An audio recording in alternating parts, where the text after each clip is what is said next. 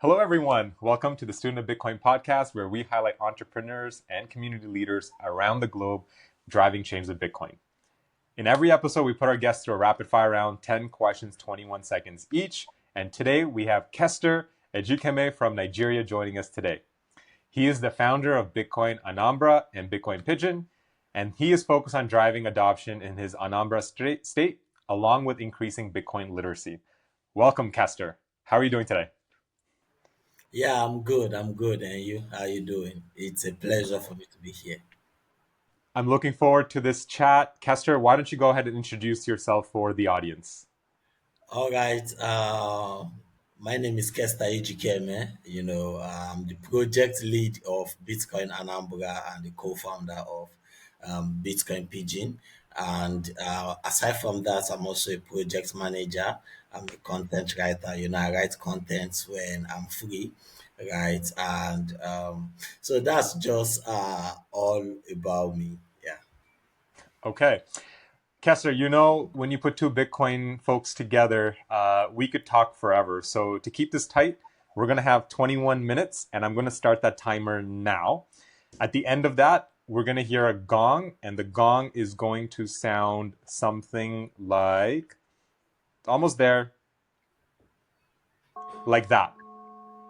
Yeah. That's nice. So the same gong is what we're going to be using for the rapid fire round. Okay? The rapid fire round is 10 questions, 21 seconds each. Wrap up your thoughts when you hear the gong. Any questions? No question, no question. I'm ready. Okay. We'll Just start with the first question. What drew you to Bitcoin? freedom, freedom to own my money and freedom to do whatever I want to do with it. Okay. Wow. Short and sweet. I like it. No reason to get to that gong. Um, okay. The next question. Tell us more about Bitcoin Anambra. Bitcoin Anambra is an initiative we use to bring the locals of Anambra into the Bitcoin ecosystem. And we are all known, our state is known for traders. We are born traders, we trade a lot. So we are bringing Bitcoin to them to let them see that they can use it to help them improve their trade. Really cool. Okay. And what was your motivation to start Bitcoin Anambra? My motivation is the hustle spirit of my people. I know I know how we hustle a lot to tend for ourselves in amidst of the economic downfall, but making my people understand what Bitcoin is what drive me to start Bitcoin Anambra. Okay. You're doing great, by the way. So keep it up. Yeah. Uh, all right. The next one is, what are your biggest challenges with building Bitcoin Anambra? My biggest challenges is actually the solution I'm bringing in, which is Bitcoin education. A whole lot of people don't understand what Bitcoin is in this part of the world, and we are bridging that gap with um, Bitcoin Anambra. Okay. Man, you're a superstar. The gong doesn't even hit. So you're taking this seriously. I loved it. Okay. Why do you think Bitcoin is so misunderstood by a common person or in general? I believe the number one thing I would say is the mainstream media, right? Hmm. And people listen to a whole lot of news. So when you listen to mainstream media, you get delusional. So I guess that's the reason, and that's where Bitcoin education comes in. Just on time. Okay. What excites you the most about Bitcoin's future? The fact that I can secure the future of my generation, it excites me a whole lot. When I think about that, it gives me like I get butterflies in my stomach when I think about that. You're getting butterflies. I got goosebumps listening to that. So, uh, what do you fear the most about Bitcoin's future? Hmm. What I fear, even though I know it's impossible, is the fact that it fails, right? Because right now I'm all in on it, right? Even though I know it's not going to happen, but that's just the only fear. It will feel like we just wasted our time. Okay. How do we spark curiosity for others?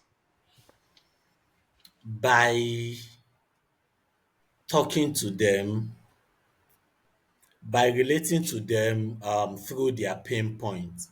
When you do that, they will give you listening ear because they'll feel like you have the solution to their problem.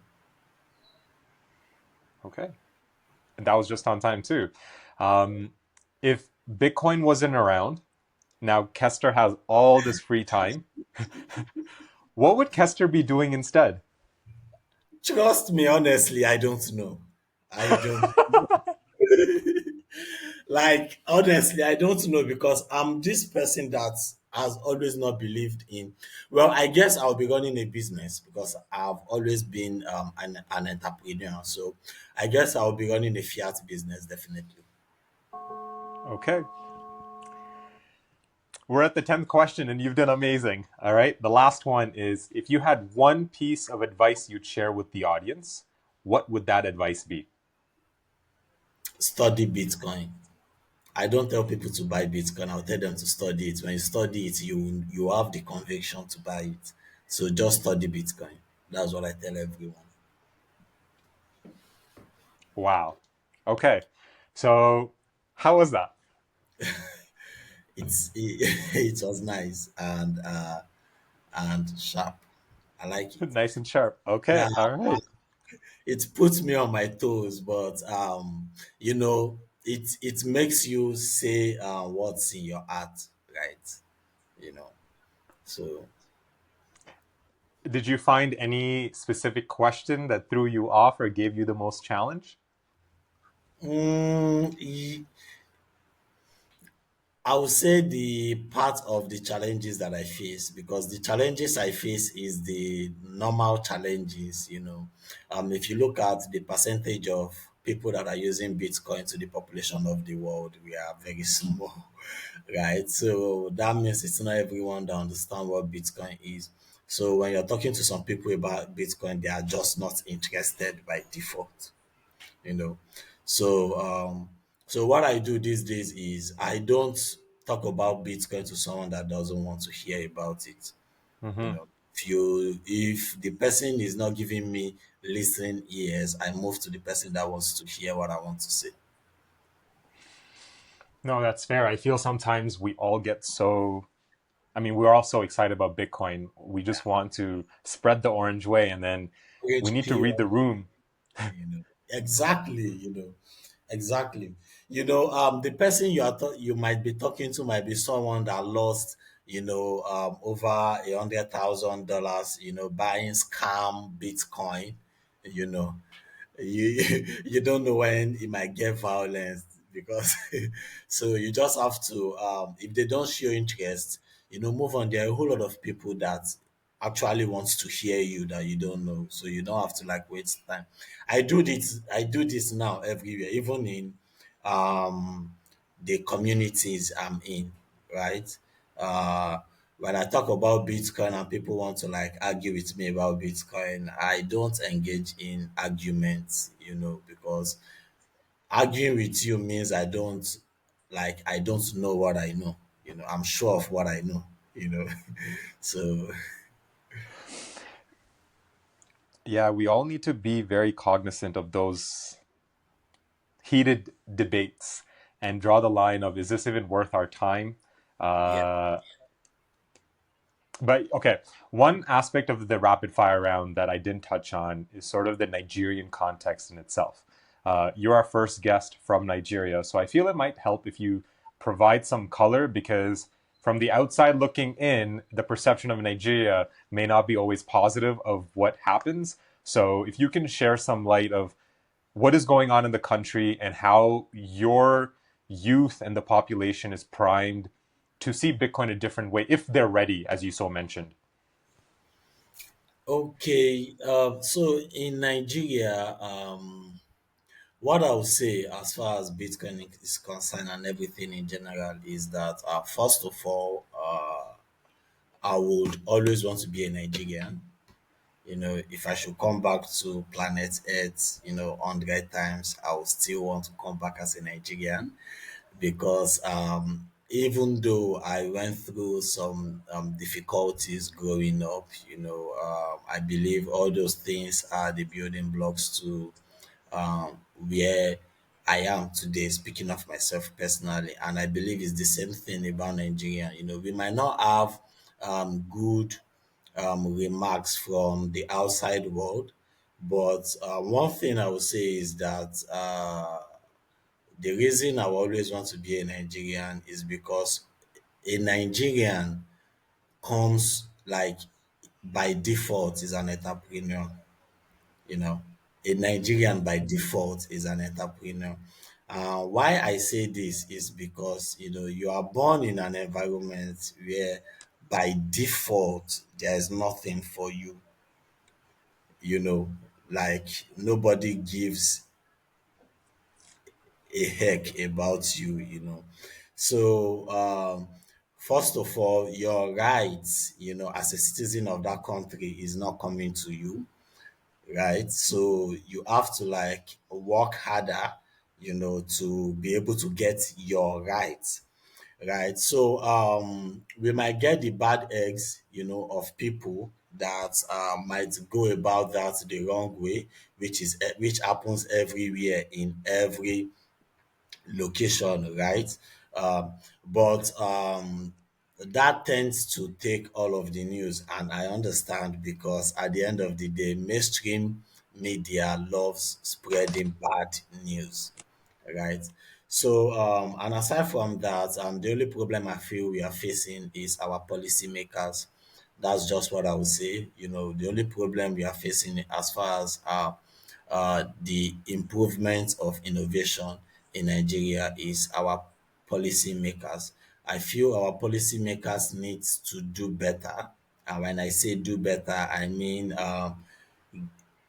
create policies that gives an enabling environment to local builders, right? Because the policies we are working on right now favors a foreign builder than a local builder, and that's BS to me, right? It means you don't care about us, you care about foreign investors. So so that's just what I would say. But as far as the youth is concerned, trust me, the world is not ready for what Nigerian youths have in store. Trust me, because we are born builders. Like we we are creative thinkers, right? Which is why some people are successful in the wrong aspects of it, right? You know, if only they can channel it to the right angle, right? So it's just we having an enabling because you are born into an environment where you need to survive first. You need to Mm-hmm. survive first. So someone that's looking for what he or she will eat, when you talk to that person about innovation, trust me, you are just blabbing. The person does not care about what you're talking about. So first of all, they should create a good policy that assists local builders, and give us a playing field where we can thrive, even in our country, right? So, and again, for another thing I would say to our youth is for us to keep doing what we are doing, but channel it to the right angle, right? So that's what I would say. Wow, I really appreciate that insight and sort of insider take on what it means because there's not many stories that are being shared that really highlight this perspective of survival first before what is good or bad. And many who come from privilege fail to recognize that if you don't have food on the table, Yeah, yeah, if you look at Maslow's hierarchy of needs, you need to first address the primary needs of a human before you move ahead. Yeah. And if food isn't there, then it isn't what's morally right or wrong. Yes, that is, I'm not saying you should do wrong. That's, please be clear, that's not what I'm saying. But at least the awareness that food on the table is number one priority, and that makes a person do all kinds of things to provide for their family. Exactly. Um,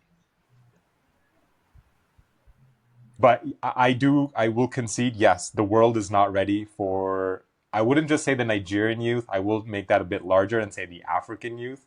Yeah, the Um, African youths. Yeah. Having spent like almost more than a year in the continent, and I was, it's unfortunate because I didn't even get to visit Nigeria, it was only the East Coast, but I got to visit many of you at the Africa Bitcoin conference. So I met the entire, or I met a good chunk of the Nigerian youth contingent. But age is on your side, knowledge is on your side, Bitcoin now is on your side, and use, as you mentioned, if every youth can channel that energy into a positive outcome, Yeah. the world should be scared. When we first landed in Africa, my first thought was if Africa didn't have any borders, no one could stop this continent.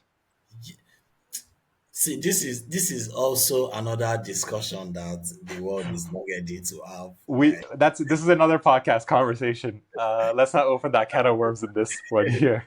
Exactly. But Um, it's a whole lot. It's a whole lot. It's a whole lot. there was one statement that you mentioned in the rapid fire round that I want to dig in, and that is what excites you the most. And you mentioned secure the future of my generation. Yeah. Can you please elaborate on that? I would love to hear more because you said butterflies and I got goosebumps. So I want to make sure we dig in on this. Okay. When I say securing the future of my generations, okay, I wouldn't want to play a victim role or whatever in here, but I wasn't born into a very good environment. You know, I wasn't born into a very good environment, and kudos to my parents. Um, Whatever they do, they made sure there was food on the table for us, and that the fact that I had food on my table made me to be a curious person because I've always been a curious person. But one thing I know growing up is there is an awareness of lack. you know Hmm. there is an awareness of lack, right? There's an awareness that these people are rich, these people are poor, and I know where we fall in, right? And again, looking at the plan, it's not just me, it's most most people in the third world country. Most of us are born in environment where we tend to fend for ourselves at an early age. You tend to start working at a very early. I started working at the age of 15. I started working. I don't see that as a bad thing currently, right? I don't see it as a bad thing. But what I'm trying to say is that looking at um my childhood growing up, I grew up with the fact that knowing that I need to fend for myself. Nobody is coming to help you, because even your family are looking up to you. you know you are yet to get your footing, but your family is already looking up to you. It is not a bad thing, right? I won't say it's a bad thing, but it makes you work harder, right, to get what you want. And it also leads to one of the questions you asked, that in the next, like if I wasn't doing Bitcoin, what would I be doing? And I said I don't know, because definitely I don't know. Trust me, I don't know. But why I say I will have a business is because I'm an entrepreneur, right? So the main point and reason why I said to secure the future of my family is because Bitcoin as it is now is something I will not sleep on, right? I have gone down the rabbit hole. I have done my own research. I don't care what anybody is saying. I have done my own research about Bitcoin and I know what it is. And I know that with it, I will secure the future of my generations. Something like having a trust fund for your children or grandchildren, and all of that. So I'm not planning on it now, but I know it's something I'm going to do with Bitcoin because it's a number go up technology. So why not take advantage of it? Okay. So I totally agree with the trust fund. I will, though, challenge about the number go up technology because I've always believed using that as a tool of explanation sets the wrong precedence because I will say it's number stay the same technology because the US dollar is number go down technology. And because this is number stay the same, then if we play the long game, we're okay. Because this comes from a personal experience. I used to do this many years ago. And I told one person, specifically my barber, hey, this will improve in value over time. 3 months later or 6 months later, there was this massive dip. He calls me, he's like, you lied to me. And I said, well, I meant years, not months. And he said, well, I don't know that. And since then, I never say number go up. It's always numbers stay the same. Look at the number of sats. Don't look at the number of dollars because there's only 21 million and we want to get as many as we possibly can. But that's Yeah, like that's a little personal. that's true. That's true. Actually, I guess I used the wrong word. I guess I used the wrong word because at the end of the day, Bitcoin is the most scarcest asset in the world, right? So, to me, it's pretty cheap, right? So why not get more? Which is also why I'm buying every day. And our timer just went off and hmm. Can you hear it? Yeah. Okay. I heard it the first time. Wow, see, 21 minutes goes by like that. Like, No, Kester, I really appreciate your time. I mean, before we close off, any parting words, anything you'd like to share? reiterating more on that, it would make more sense when you come to an environment and you see the problem the people are facing. This is especially to the Bitcoiners, right? You see the problem the people are facing and you talk about Bitcoin on how it's going to solve their problem, not bringing your own idea of how you think Bitcoin is. Because when you bring your idea, that idea to them, it doesn't make any sense because it's not their reality. It's not the reality they are living in. So, and again, study Bitcoin, you know, stack sats or stack friends who stack sats, right? So that's it. Fair enough. Well, thank you for the wonderful discussion. Lots of key takeaways for me. I feel the statement about the world isn't ready for the youth of Africa was very strong. Also, not forcing your own reality, but bend Bitcoin to the reality of the receiver if they want to receive it. Um, all very valuable. Kester can be found on X. I will share that in the show notes. Thank you for tuning in to the Student of Bitcoin podcast. Stay curious, stack sats, spend those sats, and as Kester mentioned, make some friends with stack sats as well. Until next time.